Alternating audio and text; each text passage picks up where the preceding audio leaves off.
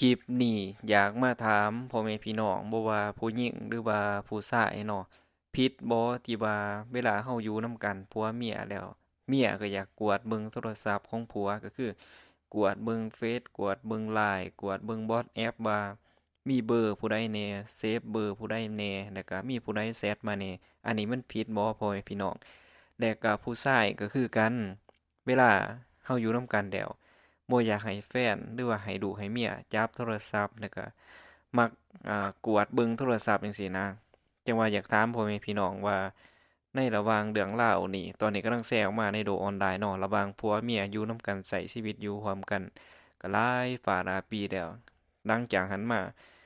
ผิดสังเกตก็เลยเกิดความสงสัยผู้เป็นเมียก็อยากเบิ่งโทรศัพท์ของผัวแต่ว่าผัวก็บ่ให้เบิ่งผู้เป็นเมีย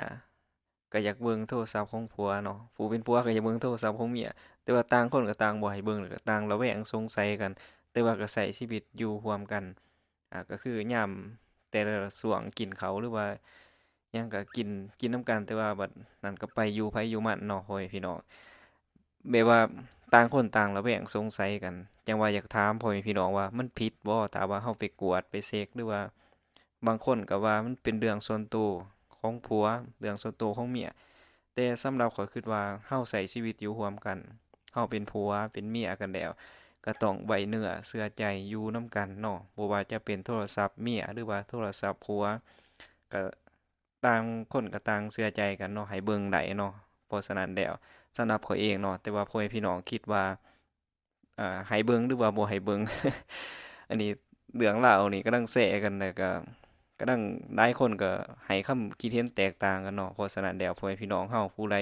ได้เบิ่งคลิปนี้วิดีโอนี้เนาะอยากแสดงความคิดเห็นหรือว่า